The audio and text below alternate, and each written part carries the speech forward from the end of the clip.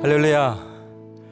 이 시간 생수 예배 가운데 현장에서 그래도 온라인으로 함께 예배하는 우리 사랑하는 꿈의 가족 모든 성도분들을 진심으로 환영하고 축복합니다. 우리 싱어분들과 또 콰이어 분들이 더운 날씨도 불구하고 찬양하러 이 단위에 섰을 때 마스크를 끼고 우리가 함께 섰습니다. 왜냐하면 함께 참여하고 보는 우리 성도님들 마음의 평안과 또 심리적인 안정감을 위해서 저희가 불편을 감수하고 지금 마스크를 썼는데요. 우리 현장 예배 참석한 성도님들도 교회를 사랑하는 마음으로 우리 예배 끝날 때까지 마스크를 꼭 착용해 주시고 또 가정에서 각 처소에서 함께 예배하는 우리 사랑하는 성도님들도 오늘 이 밤에 하나님의 은혜가 동일하게 있기를 간절히 소망합니다. 우리가 이 땅을 살다 보면 하나님이 내 삶 가운데 함께 하시지 않는 것 같은 두려움, 그리고 나의 모습을 보면 과연 내가 하나님 앞에 설 수 있을까?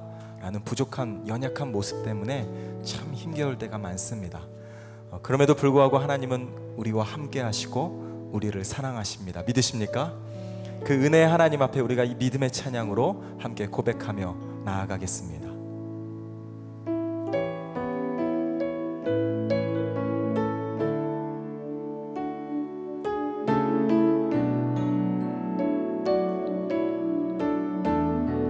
주여, 주여, 우린 연약합니다. 우린 오늘을 힘겨워합니다. 주 뜻 이루며 살기에 부족합니다. 우린 연약합니다. 주여, 주여, 우린 넘어집니다. 오늘 하루 또 실수합니다. 주의 긍휼을 구하는 죄인입니다. 우리 주만 바라봅니다. 한없는 주님의 은혜 온 세상 위에 넘칩니다.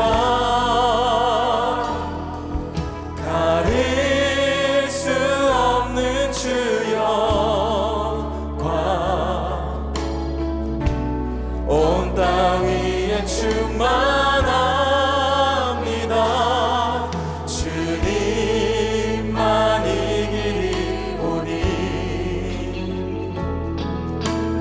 우린 그 길 따라갑니다.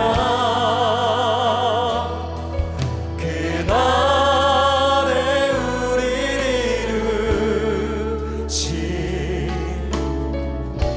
주는 완전합니다. 고백합니다. 주여, 우린 연약합니다. 우린 오늘을 힘겨워합니다. 주 뜻 이루며 살기에 부족합니다. 우린 연약합니다. 주여, 우린 넘어집니다. 주여, 우린 넘어집니다. 오늘 하루 또 실수합니다. 주의 긍휼을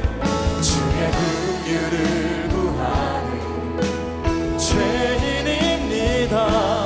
우리 주만 바라봅니다. 한없는 주님의 은혜 온 세상 위에 넘칩니다.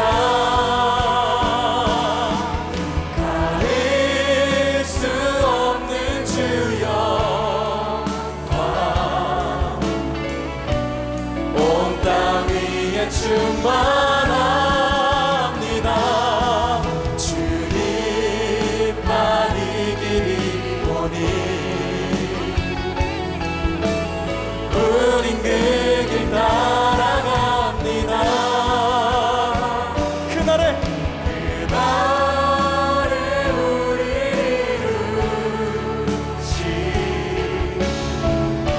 시간 완전하신 주님을 의지하며 나아갑니다. 한없는 주님의 은혜 온 세상 위에 넘칩니다. 가릴 수 없는 주여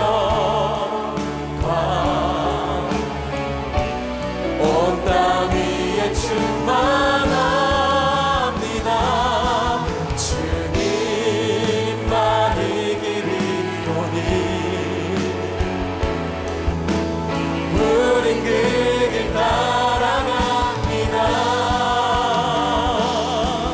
그날에 우리를 이루시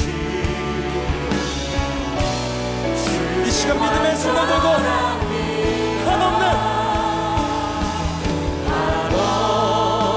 주님의 은혜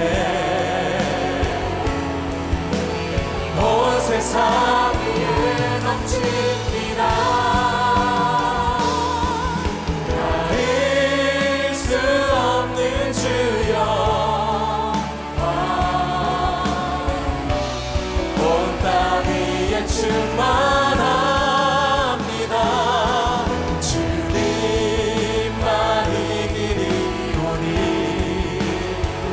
우린 그 길을 따라갑니다.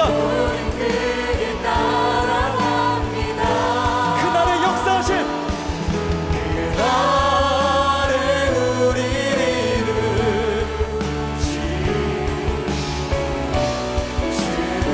이루시 주 앞에 나아갑니다. 주의 옷자락 주의 옷자락 만지며 주의 두 발을 씻기며 주님 그 발에 입 맞추며 나의 왕관을 놓으리. 주의 옷자락 만지며 주의 두 발을 씻기며 주님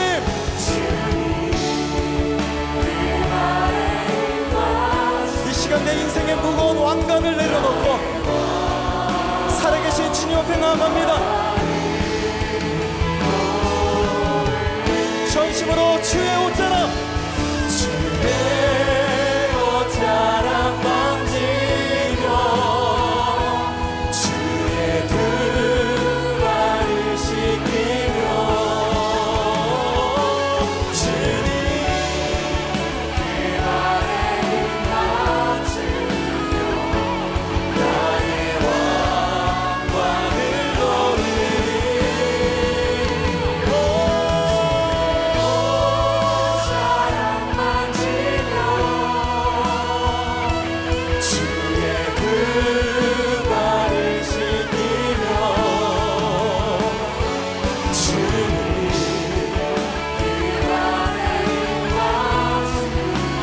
이 시간 우리의 인생을 주님 앞에 드립니다. 다시 한 번 더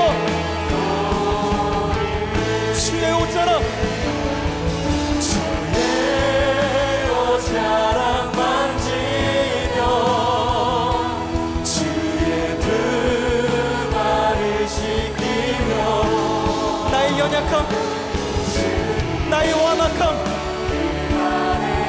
나의 교만함 그 모든 것 다 내려놓고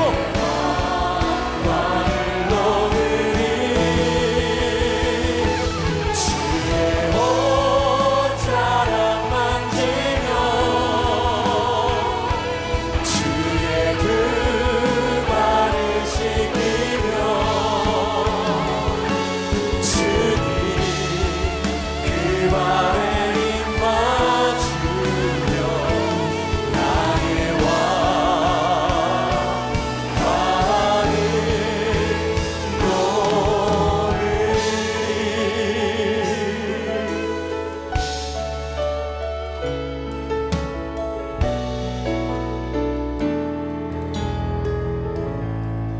살아계신 주님을 찬양합니다. 할렐루야.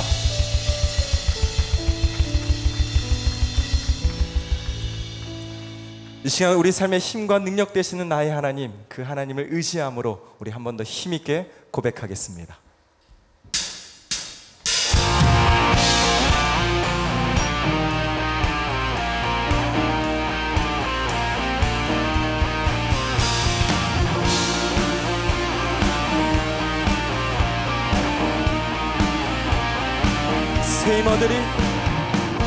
새 힘어들이 주를 바랄 때, 주를 바랄 때, 우리 주를 바랄 때, 새 힘어들이 주를 바랄 때, 주를 바랄 때, 우리 주님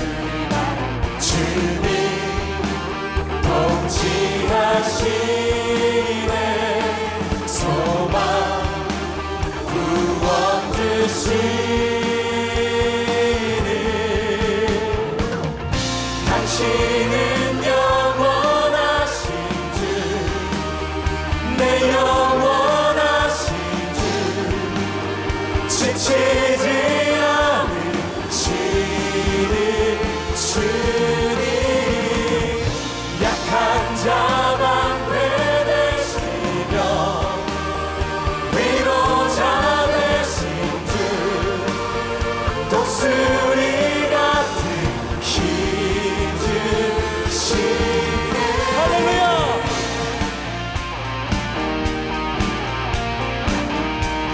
한 번 더 고백합니다. 새 힘어들이 주를 바랄 때, 주를 바랄 때, 우리 주를 바랄 때, 새 힘어들이 주를 바랄 때, 주를 바랄 때, 우리 주님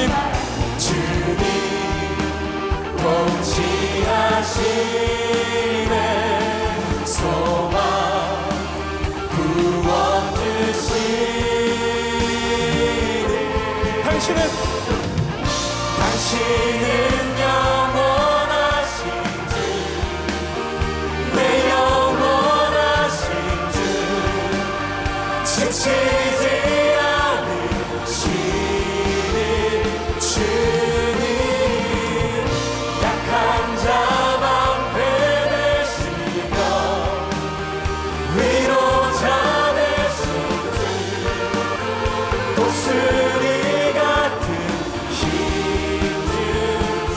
주시네.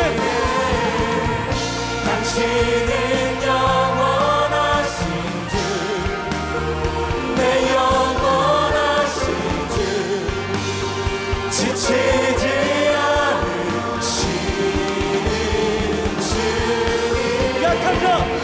약한 자 방패 되시며 위로자 되신 주, 독수리 같은 힘 주시네.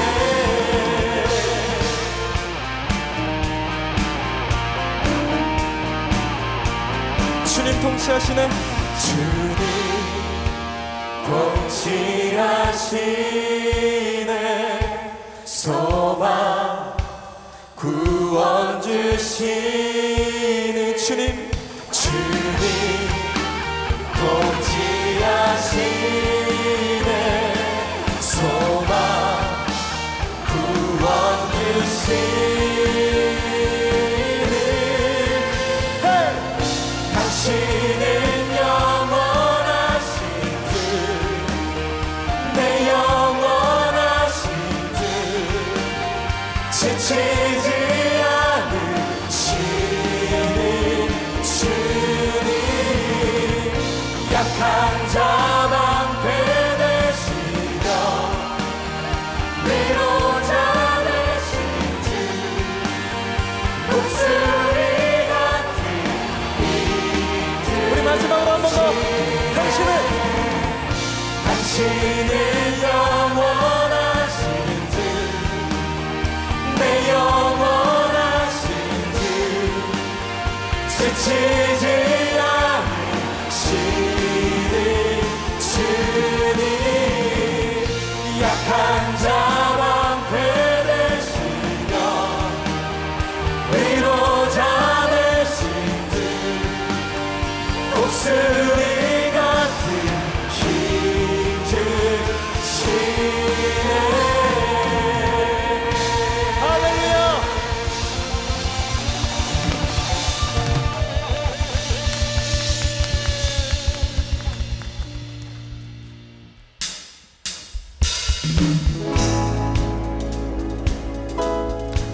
우리가 이 땅을 살다 보면 믿음과 현실 가운데 수없이 갈등할 때가 많습니다. 그때 우리가 주님을 의지하고 끝까지 믿음으로 승리하겠노라고 함께 결단하며 찬양합니다. 매일매일 반복되는 갈등 속에 하루하루 선택이란 갈림길에 치열하게 살아가는 우리들의 시간 속에 매일같이 사랑이란 이름으로 하루 종일 동행하며 영원으로 이끄시는 진실하신 아름다운 노래하니 주의 얼굴을 구하는 이 자리 반가운 주의 음성으로 가물어 메마른 우리의 목마름을 채우고 주의 나라를 구하는 이곳을 영원한 주의 약속으로 우리의 마음 우리의 몸이 기뻐합니다.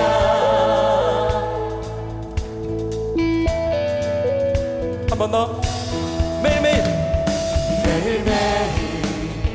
반복되는 갈등 속에 하루하루 선택이란 달림길에 치열하게 살아가는 우리들의 시간 속에 매일같이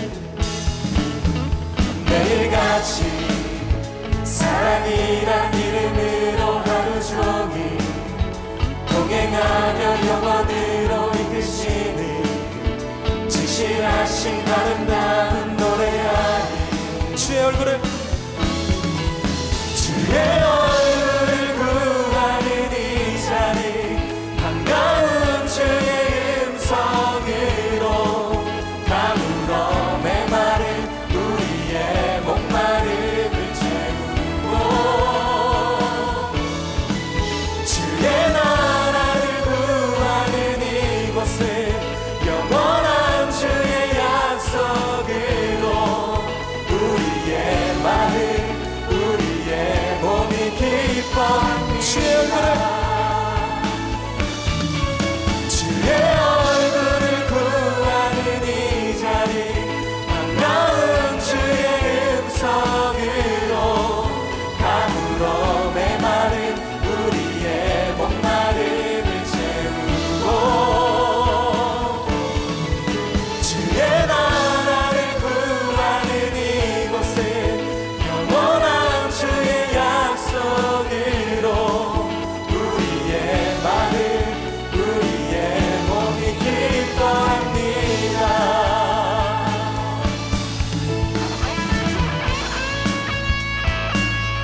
우리가 때론 힘들고 지쳐 넘어질지라도 하나님은 언제나 우리의 편이 되어주십니다. 믿으십니까? 우리를 일으키시고 우리를 사랑하신 하나님을 찬양합니다. 주의 얼굴을 구하는 이 자리 반가운 주의 음성으로 가물어 메마른 우리의 목마름을 채우고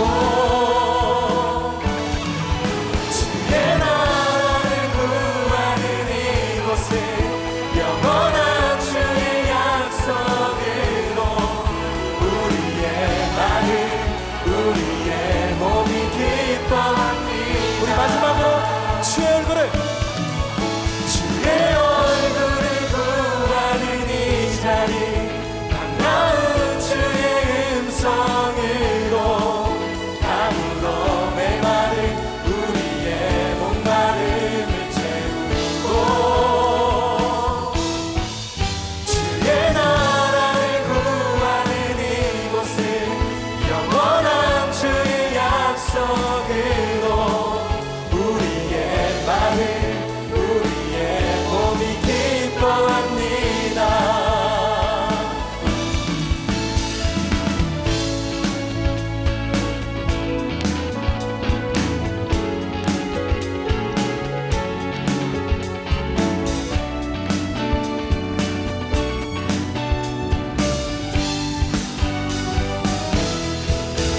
전능하신 주님을 영원히 찬양합니다. 할렐루야.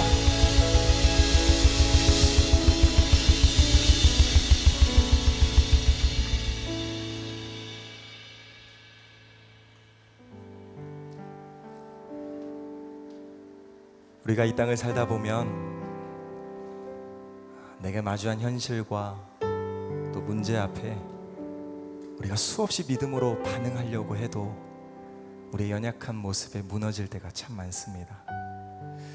혹시 그럴 때 있지 않으세요? 나는 정말 믿음으로 생각하고 믿음으로 반응하고 싶고 또 믿음으로 살고 싶은데 정작 내 삶은 그 믿음과 너무 다른 삶을 살아갈 때, 그럴 때 우리는 스스로 죄책감에 또 무너지고 포기하고 절망감에 휩싸이지만 하나님은 그런 우리를 건져내셔서 똑같이 말씀하십니다.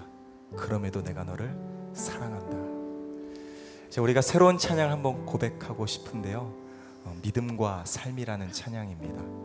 이 가사를 우리가 구절구절 곱씹으며 우리 주님 앞에 이 믿음의 찬양으로 함께 나아갔으면 합니다.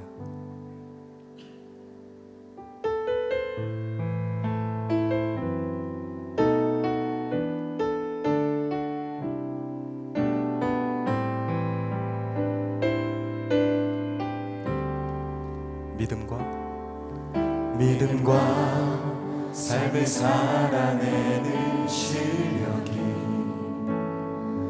너무나 다른 내 모습을 볼 때에 이 모습도 주가 사랑하실까, 자신 없는 내 모습 그저 주님 앞에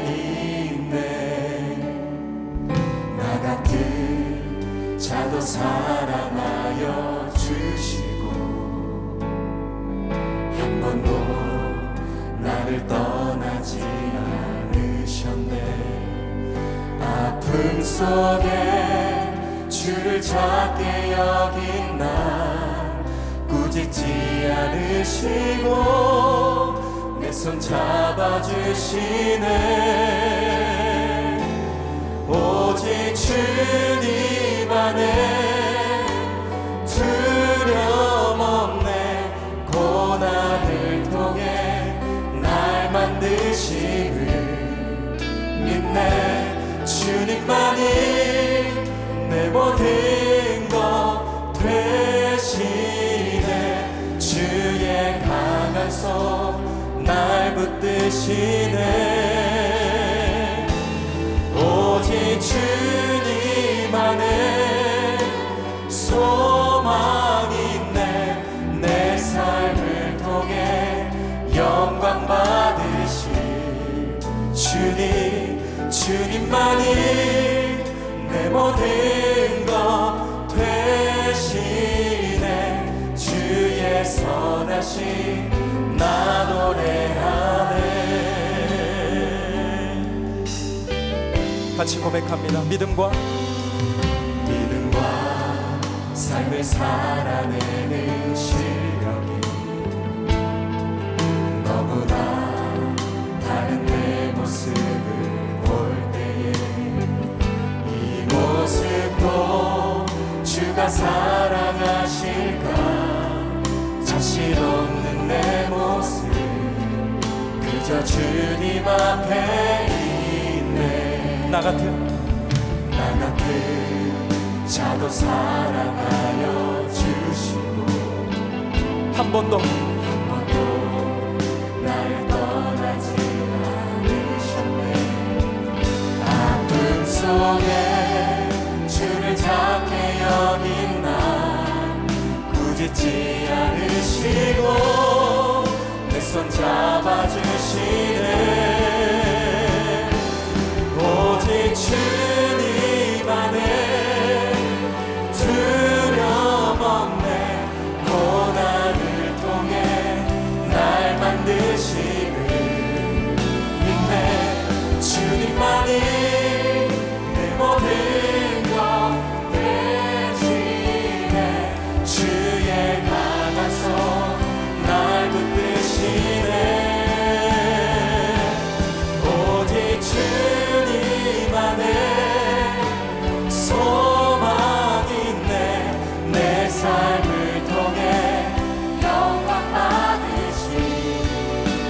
주님만이 내 모든 것 되십니다. 내 모든 것 되시네. 주의 선하신 고백합니다. 오직 주님만이, 오직 주님만은 두려움없네. 고난을 통해 날 만드시는 믿네. 주님만이 내 모든 것 되시네. 주의 강한 손 날 붙드시네. 오직 주님만의 소망 있네. 내 삶을 통해 영광 받으신 주님, 주님만이 내 모든 것 되시네. 주의 선하신 그 시간 믿음의 손을 들고 고백합니다. 오직 주님만이, 오직 주님만의 두려움없네. 고난을 통해 날 만드시는 믿네. 주님만이 내 모든 것 되시네. 주의 강한 손 날 붙드시네. 오직 주님만의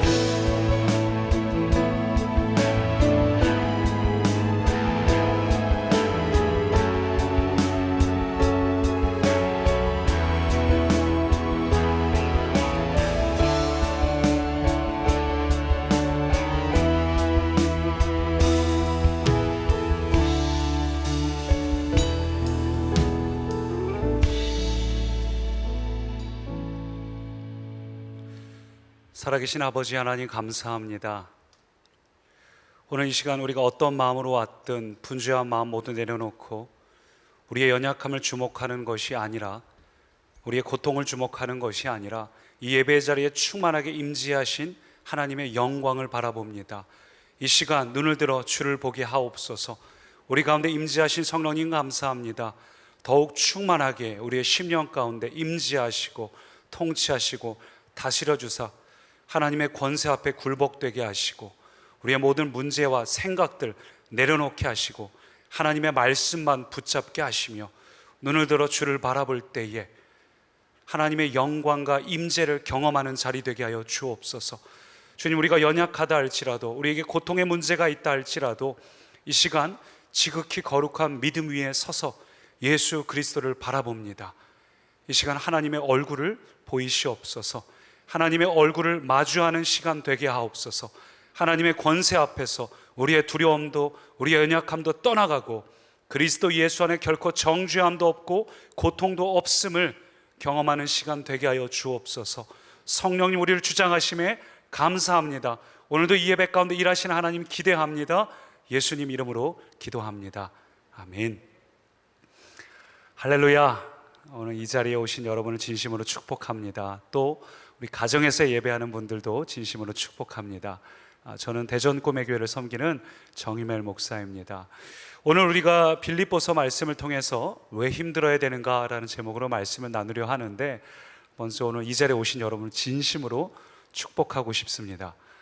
이렇게 더운데 오는 게 좀 쉽지가 않죠. 또 마스크 쓰고 예배한다는 게 쉽지가 않은데 오늘 현장 예배에 오신 여러분을 진심으로 축복하고, 또 방송실로 찬양팀으로 섬긴 모든 분들을 진심으로 축복합니다. 우리 3일 연속 무더위가 있으면서 참 많이 지치는 것 같아요. 덥고 힘들고, 게다가 우리를 또 한 가지 힘 빠지게 하는 것은 코로나 사태 때문에 갑자기 상황이 더 악화되면서 아마 많은 분들이 힘이 빠지고 답답하실 거라 생각이 듭니다. 우리 교역자들도 이번 주 말부터 시작될 우리 현장 집회를 놓고 우리 아이들 부모님하고 같이 캠프하는 것을 피날레 할 수 있는 현장 집회를 열심히 준비했는데 온라인으로만 해야 된다고 하니까 참 답답합니다. 저는 이렇게 답답하고 힘 빠질 때, 속상할 때 제게 힘이 되는 말씀이 있는데 비결 구절 같은 거예요. 특별히 공개를 하자면 이사야 40장 말씀입니다. 소년이라도 피곤하며 곤비하며 장장이라도 넘어지며 쓰러지되 오직 여호와를 앙망하는 자는 새 힘을 얻으리니. 할렐루야. 하나님을 앙망하는 자는 반드시 새 힘을 얻습니다. 근데 우리가 이 잘 아는 이 말씀, 하나님이 힘을 주신다는 이 말씀 앞부분인 27절을 보면 조금 이상한 구절이 나와요. 같이 읽어볼까요? 27절입니다. 야곱아 어찌하여 내가 말하며, 함께요, 이스라엘아 내가 이르기를 내 길은 여호와께 숨겨졌으며 내 송사는 내 하나님에게서 벗어난다 하느냐. 이 말씀이 무슨 얘기냐면 우리가 불평한다는 거예요.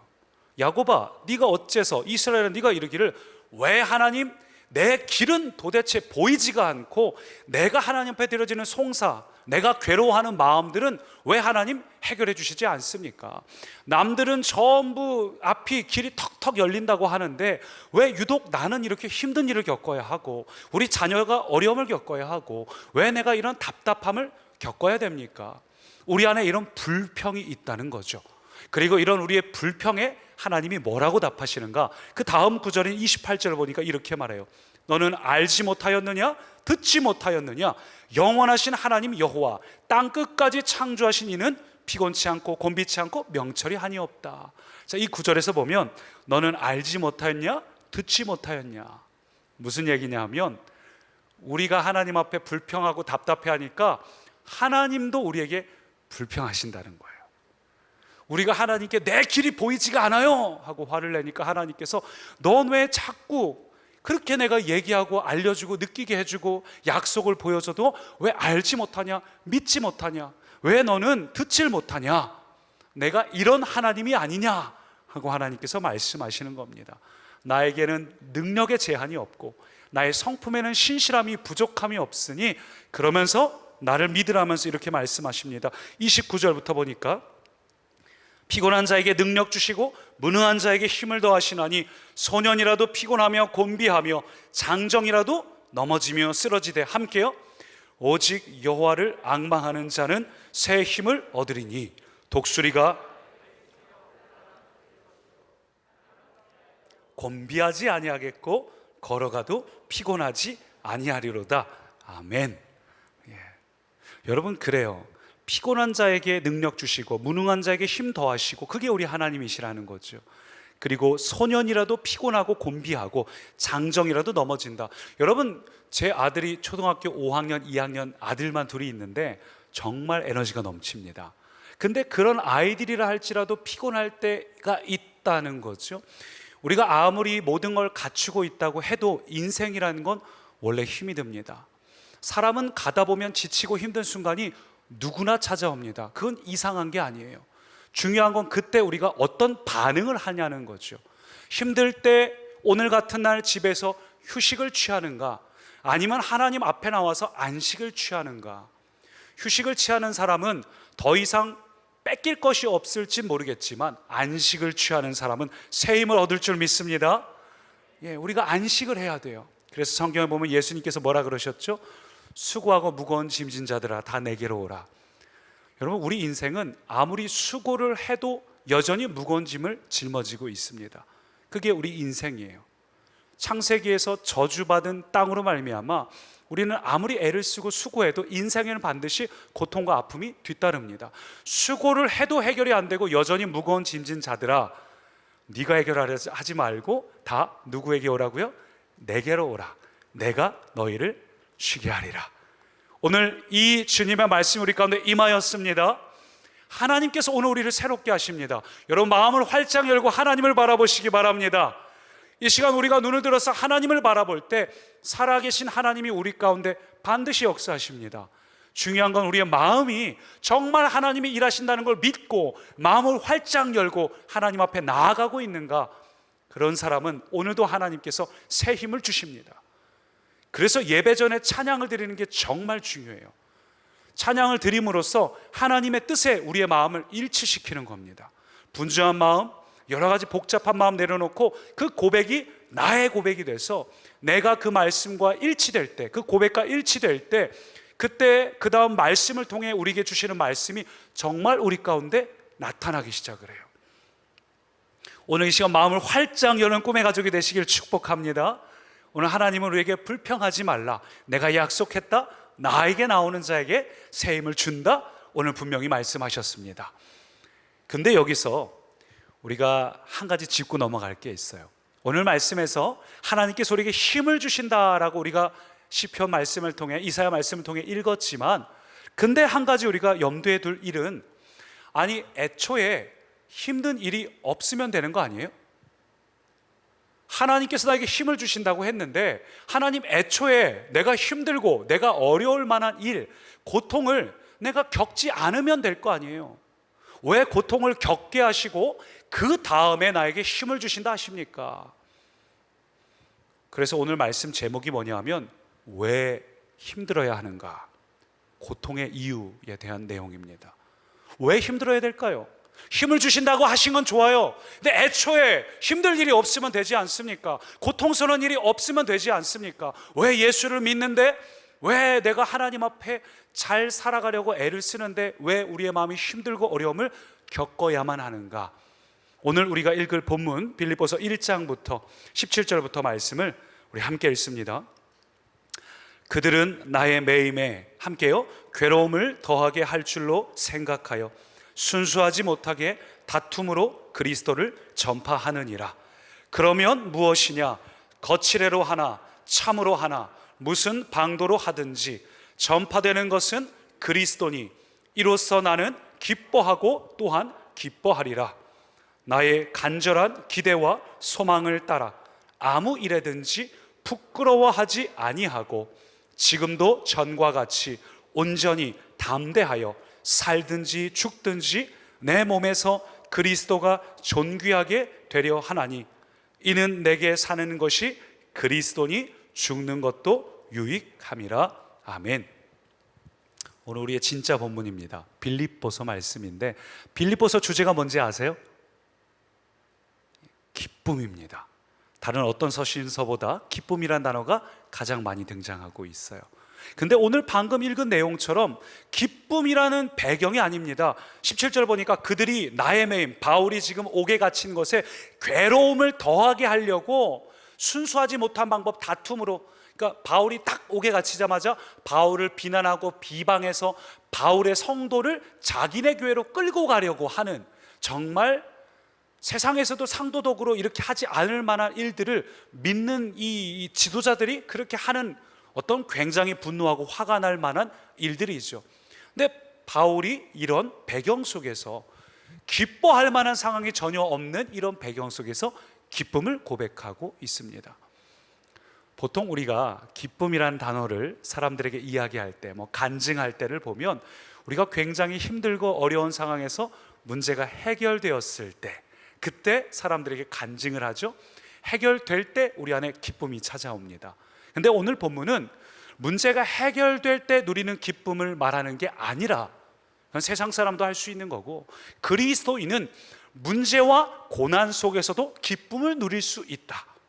오늘 이 자리에 분명히 마음이 답답하고 힘들고 이 자리에 와서 찬양이 잘 되지 않고 분명히 괴로우신 분들도 있으실 겁니다. 근데 그 괴롭고 답답한 상황 속에서 어떻게 기뻐할 수 있나?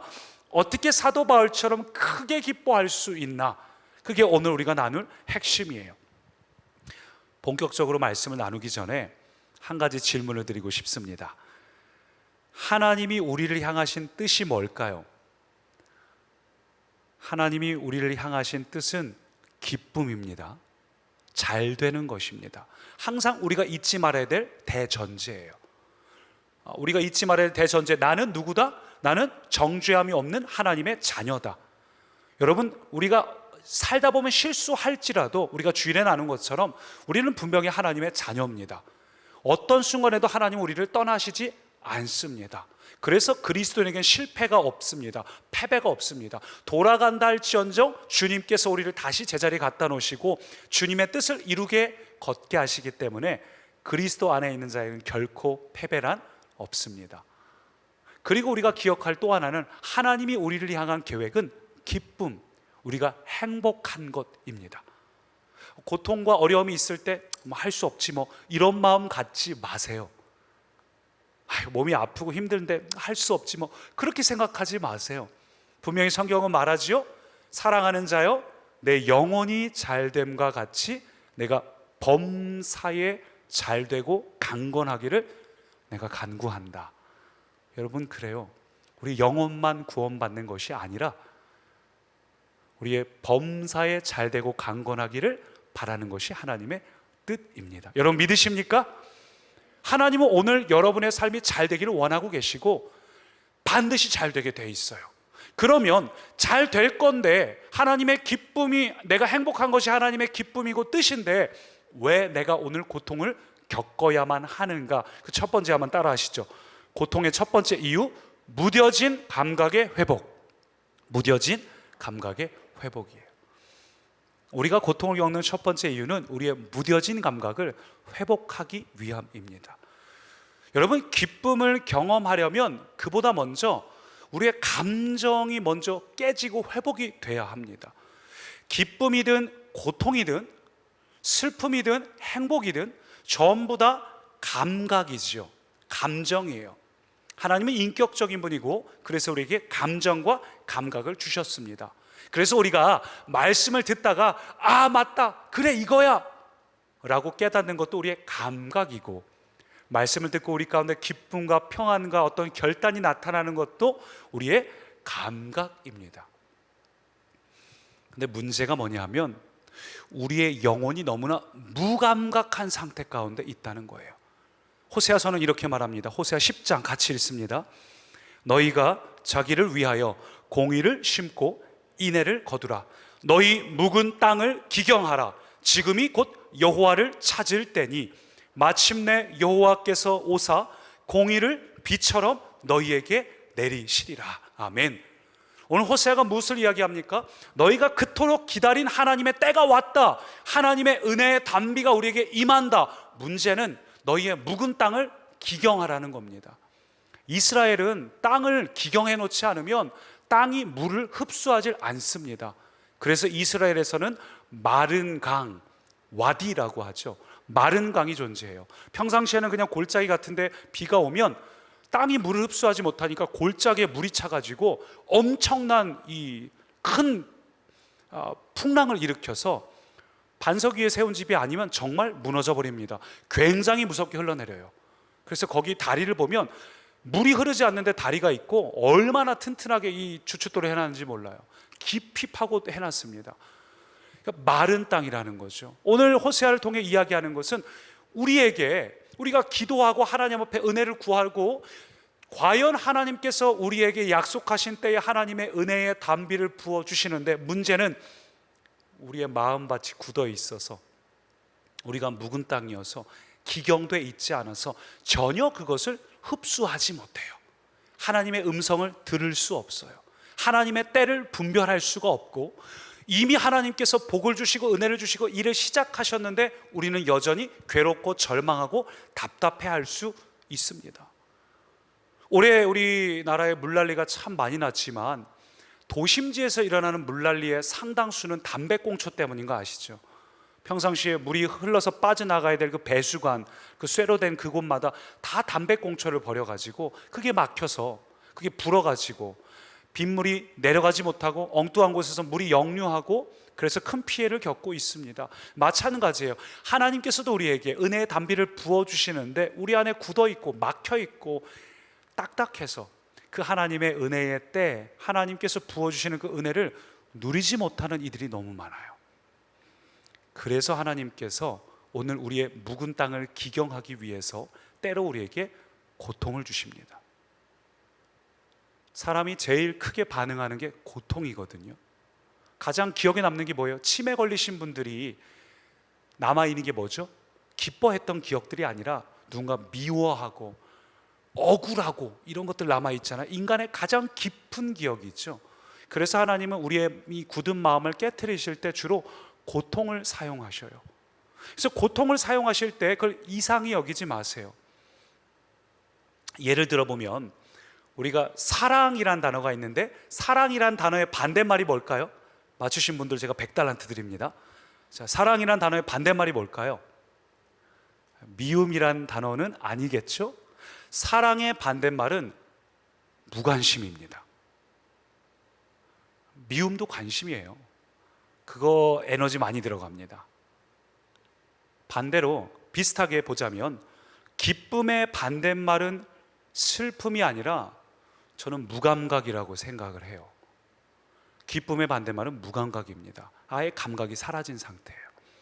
하나님께서는 우리의 감각이 사라진 게 가장 두렵고 무서운 일이기 때문에 그것을 깨트리기 위해서 고통을 주신다는 거죠. 우리가 알다시피 암이 제일 위험한 것은 증세 없이 어느 날 병원에 검진하러 갔더니 암 2기입니다. 3기입니다. 1기 때부터 깨달으면 좋을 텐데 암은 고통 없이 찾아와요. 성경에서 나병이 무서운 이유도 바로 그런 것 아닙니까? 그래서 C.S. 루이스가 이렇게 말했어요. 같이 읽어볼까요? 고통은 하나님의 확성기다.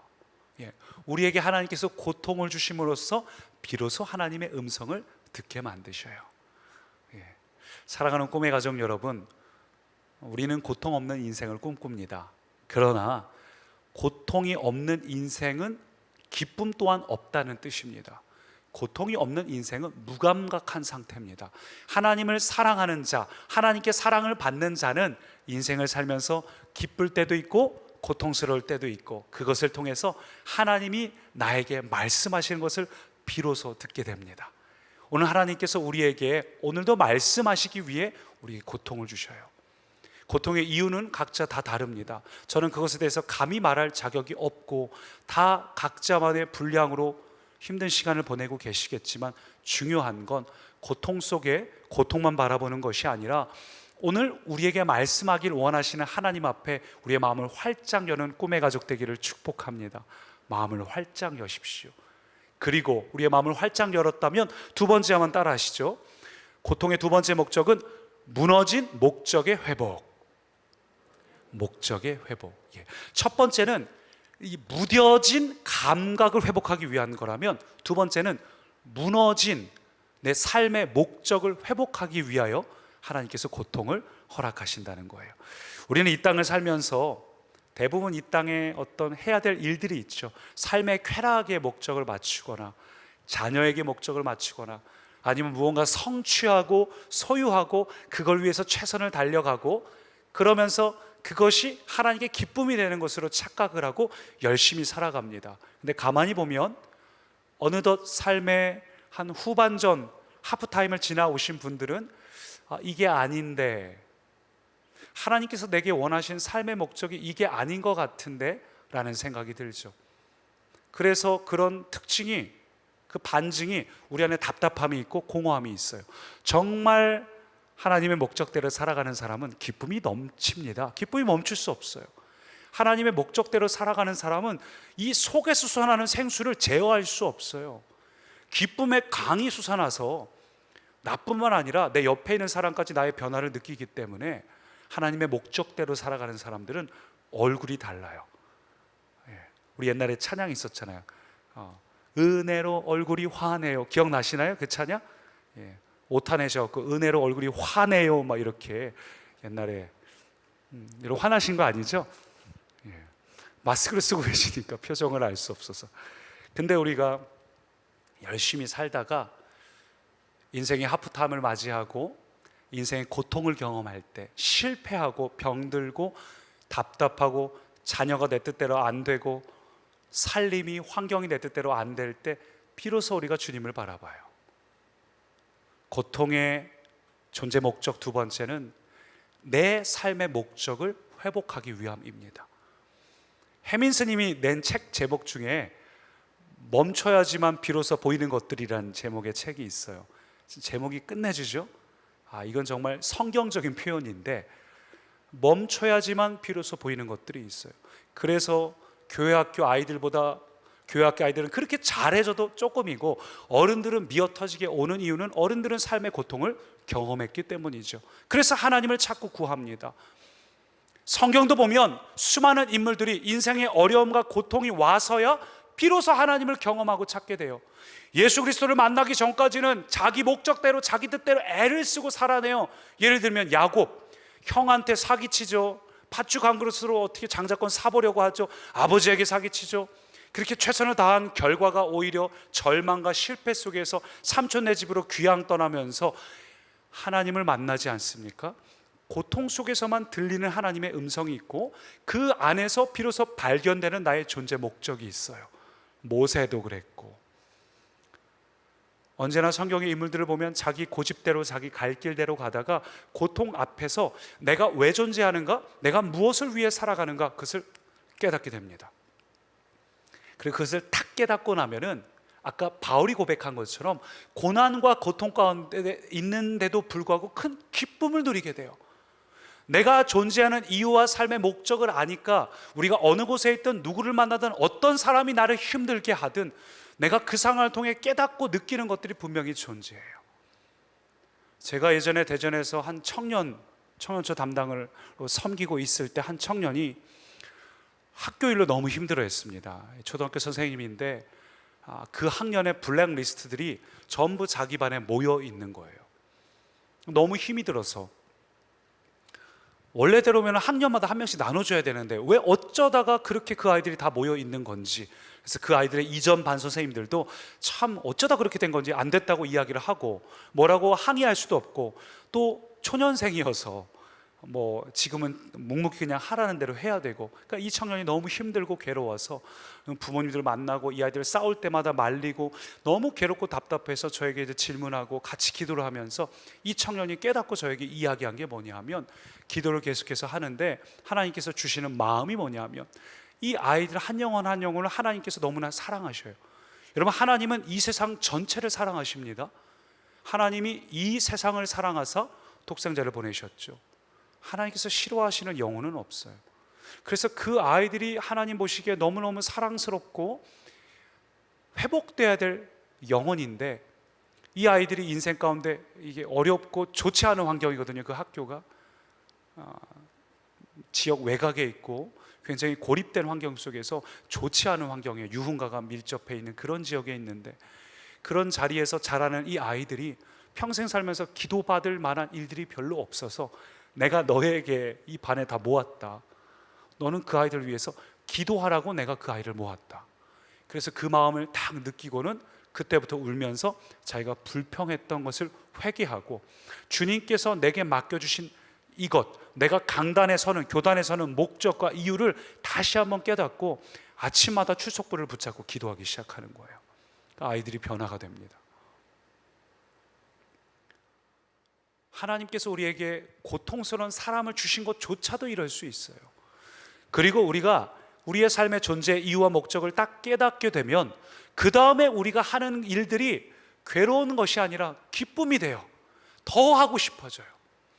혹시 영화 쉰들러 리스트 보셨나요? 너무 오래된 영화인가요? 청년분들은 못 보셨을 것 같고요. 쉰들러 리스트를 보면은 그 주인공인 쉰들러가 유대인들을 구하기 위해서 자기 공장 살림살이 다 털어버리죠. 그러고도 나중에 자유의 몸이 된 유대인들 사이에 있다가 그가 나중에 반지를 보면서 이 반지를 팔면 내가 2명 더 구할 수 있었는데, 내 이 금리빨 하나 더 팔면 또 2명 더 구할 수 있었는데 안타까워하죠. 하나님의 목적대로 사는 사람들은 자기의 소유가 없어진다 해도 기쁠 수 있어요. 아니, 오히려 더 그렇게 못 사는 게 안타깝습니다. 아마 우리 모두 천국 가면 쉰들러 같은 마음일 거예요. 주님 앞에 서서 그분의 영광 앞에 서는 날, 내가 그때 그 시간을 주님께 사용했어야 되는데, 그때 내가 그 친구 마음에 딱 하나님 주셨던 마음 순종했어야 되는데. 하나님의 음성 듣는 건 어려운 거 아닙니다. 하나님의 음성 듣는 거 간단해요. 나에게 어떤 마음이 툭 생길 때가 있어요. 누구한테 한번 전화하고 싶다. 그때 즉각 순종하셔서 그 사람이 마침 나 요즘 너무 힘들었어, 이런 얘기 딱 듣는 순간 하나님 음성이 맞았구나 깨닫는 거예요. 하나님은 우리에게 수시로 우리를 통해서 누군가를 위로하고 세우고 살리고, 그게 우리 존재 목적이니까 하나님은 계속해서 우리에게 말씀하시는데 우리가 그걸 놓쳐버릴 때가 있습니다. 그래서 바울은 고난 가운데 있으면서도 억울해하지 않고, 내가 이 고난 가운데 있지만 그리스도가 전파되기 때문에 기쁘다, 자기의 존재 목적이 이루어지고 있기 때문에 이 문제는 아무런 영향을 미치지 않는다고 말했습니다. 말씀 볼까요? 18절부터 보니까 이렇게 말합니다. 제가 읽습니다. 전파되는 것은 그리스도니 이로써 나는 기뻐하고 또한 기뻐하리라. 나의 간절한 기대와 소망을 따라 아무 일에든지 부끄러워하지 아니하고 지금도 전과 같이 온전히 담대하여 살든지 죽든지 내 몸에서 그리스도가 존귀하게 되게 하려 하나니. 왜 바울이 기뻐했냐면 아무 일에든지 부끄러워하지 아니하고, 바울은 사람들에게 부끄럽지 않은 삶의 목표를 가졌기 때문이죠. 여러분, 부끄럽지 않은 삶의 목표를 향해 달려가고 계십니까? 어떻게든 돈 벌고 내 일생을 행복하게 살아야지 라는 마음, 그것도 나쁜 마음은 아니에요. 그러나 목적이 분명해야 됩니다. 하나님께서 여러분에게 그 같은 것을 맡기신 이유를 알아야 합니다. 하나님께서 여러분에게 목적을 맡기시고 거기에 걸맞는 시간과 건강을 주셨는데, 여러분이 이 시간과 건강, 이거 내가 하나님도 섬기고 내가 세상에서 이것도 성취해야 되고 다 하다가 지쳐 하고서 묵어두면 그게 악하고 게으른 종이에요. 하나님 앞에 나의 삶을 드리면 부족한 만큼 채우시는 걸 경험합니다. 여러분, 하나님께서 여러분에게 중요한 목적을 주셨어요. 여러분 각자 내일도 출근해서 만나는 사람들, 내일도 만나는 환경들, 내일도 아이들하고 함께하는 시간들, 그게 하나님의 뜻을 이루는 너무나 귀중한 사역지, 사명지인데 부끄럽지 않은 목표를 갖고 계시다면, 여러분이 그 목표를 향해 간다면 사도 바울처럼 나는 기뻐하고 또한 기뻐하리라 이렇게 고백할 수 있습니다. 그래서 21절 보니까 이렇게 말해요. 같이 읽습니다. 이는 내게 사는 것이 그리스도니 죽는 것도 유익함이라. 이 정도 고백이 우리의 고백이 되기를 축복합니다. 이건 목회자에게만 해당되는 말씀이 아니에요. 모든 믿는 자에게 해당되는 말씀입니다. 이는 내가 사는 것이 그리스도니 죽는 것도 유익함이라. 여러분이 사는 것이 그리스도가 된다면 여러분이 고통받든 답답하든 그것도 유익할 수 있어요. 여러분이 죽어서 수많은 생명을 살릴 수 있다면 그것도 바람직한 길이에요. 오늘 이 마음으로 살아가는 자, 고통이라 할지라도 하나님의 뜻을 이루는 자는 고통 속에서도 기쁨이 솟아납니다. 사도 바울처럼. 왜냐하면 여러분이 여러분 존재의 목적을 이루고 있을 때 여러분의 영혼이 기뻐할 수밖에 없어요. 하나님의 목적을 이루는 사람은 하나님의 영광의 충만한 임재 가운데 거하기 때문에 여러분 그리스도인은 세상 사람들하고 좀 다르게 사는 거 아닙니까? 그게 정상이에요. 그리스도인이 세상 사람처럼 돈 많이 벌고 잘 먹고 잘 사는 건 바람직한 게 아니라, 그러니까 온전한 게 아니라 돈을 벌어서 그것도 하나님의 영광 위에 써야죠. 저는 그래서 바라건대 모든 분들이 직장에서 잘 되시면 좋겠어요. 잘 돼서 하나님의 영광을 이루는 분들이 되기를 바랍니다. 근데 혹 그렇지 못하고 고통 가운데 있다 해도 여러분이 하나님의 목적을 이루고 계신다면 내 영혼이 내 깊은 곳에서 솟아나는 기쁨을 경험하게 됩니다. 오늘 이것이 우리 가운데 충만하기를 축복합니다. 그래서 우리 기도를 바꿔야 합니다. 앞으로 우리가 기도를 드릴 때 주님, 제가 이러이러한 문제가 있습니다. 이러이러한 문제를 해결해 주세요. 나 이런 상황을 허락해 주세요. 이 길이 열려지게 해주세요. 지금까지 그런 기도를 드렸다면 이제는 여러분 방향을 바꿔서 마치 여호수아가 하나님 앞에 서서 누구 편이냐 할 때 나는 누구 편도 아니야, 나는 여호와의 군대 장관이야, 그 앞에 신을 벗은 것처럼 주님, 주님이 축복하시는 자리에 제가 있을게요. 주님이 바라보시는 자리에 제가 있을게요. 주님이 기뻐하시는 그 자리에 제 자녀가 있게 해주세요. 주님이 역사하시는 그 자리에 제 자녀가 있게 해주세요. 여러분 그 자리가 가장 영광스러운 자리입니다. 그 자리가 여러분에게 가장 기쁨이 넘치게 하는 자리입니다. 사랑하는 꿈의 가족 여러분, 오늘 이 시간 여러분의 심령이 깨어나기를 축복합니다. 회복되기를 축복합니다. 살아나야 돼요. 우리 반주로 해주시고요. 오늘 우리가 두 가지를 나눴습니다. 오늘 우리 안에 하나님께서 고통을 주신 이유는 우리의 무뎌진 감각을 회복하고 우리의 무너진 목적을 회복하기 위함입니다. 누구나 인생을 살다 보면 광야를 걷게 되죠. 여러분 광야를 걸을 때 광야야말로 하나님의 음성 듣는 곳 아시죠? 광야는 하나님의 음성을 듣는 곳이에요. 미드바르, 하나님의 말씀이 들리는 곳입니다. 어떤 사람은 광야 길을 걸을 때 힘들기 때문에 하나님의 음성을 리스닝이 아니라 히어링이 아니라 리스닝으로 듣는 분들이 있어요. 근데 어떤 분들은 광야를 그냥 광야로 낭비합니다. 하나님이 오늘 여러분에게 고통을 주셔서 혹 여러분 마음 가운데 분주하고 답답하고 힘든 부분들이 있다면 오늘 이 시간 하나님의 음성을 들으시기를 축복합니다. 하나님은 지금도 우리에게 말씀하고 계십니다. 하나님은 지금도 우리의 묵은 땅을 기경하기를 원하십니다. 여러분 이 시간 우리가 마음을 활짝 엽니다. 우리에게 말씀하여 주십시오. 그리고 하나님의 음성을 들으면 어떻게 되는지 아세요? 삶의 목적이 변화돼요.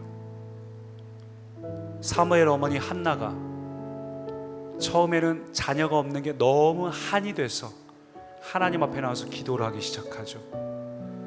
그리고 제사장이 물었을 때 뭐라고 대답합니까? 하나님과 통하였다고 말하죠.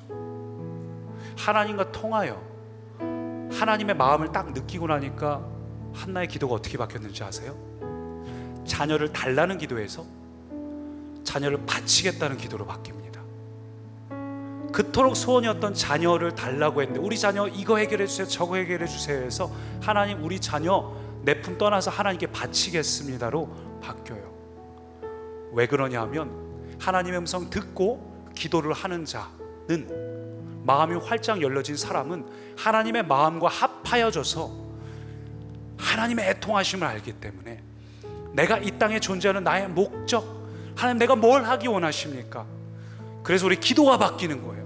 저는 오늘 여러분의 기도가 바뀌기를 축복합니다. 무언가 해결해 달라는 기도가 아니라 하나님 내 시간, 내 물질 뭐가 됐든 하나님 나를 사용해 주십시오. 이게 오늘 우리의 고백과 결단이 되기를 축복합니다. 우리 그 마음을 담아서 함께 고개 들어 우리의 눈을 들어서 주님을 바라봅니다. 함께 찬양합니다. 고개 들어 주를 맞이해 주님, 더 이상 우리의 문제를 보지 않고 주님을 바라봅니다. 주님의 임재 앞에 엎드립니다. 주님, 우리의 마음을 활짝 열어 주님을 경배하고 예배합니다. 왕의 위엄을 주님, 우리가 신령과 진정한 찬양으로 영광 돌려 만왕의 할렐루야. 우리의 고통에서 눈을 들어 고개 들어 주님, 우리가 눈을 들어 주를 바라봅니다. 주를 맞이 우리의 예배 임재하신 성령이 엎드려 경배하며 주님께 영광 왕의 위엄을 신령과 진정한 찬양으로 주님, 우리의 삶이 영광 돌리도록 왕의 위엄을 왕의 주님, 우리의 인생의 목적이 회복되게 하옵소서.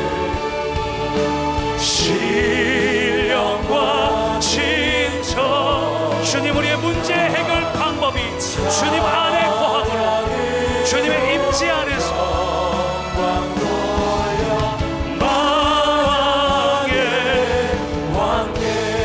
우리 함께 이 찬양 들으면서 합심으로 기도할 때에 여러분, 우리의 문제 해결은 하나님의 위로나 하나님의 만지심보다 더 중요한 것은 하나님, 나의 마음을 내어 드립니다. 이 시간 나의 마음을 활짝 엽니다. 나의 묵은 땅을 기경해 주십시오. 여러분, 주님은 오늘도 우리에게 말씀하고 계십니다. 이미 말씀하고 계십니다. 우리가 듣지 못해 답답할 뿐이지. 그래서 우리의 눈을 듭니다. 더 이상 문제를 바라보지 않고 주님을 바라봅니다. 마음을 활짝 엽니다. 주의 음성을 들려주십시오.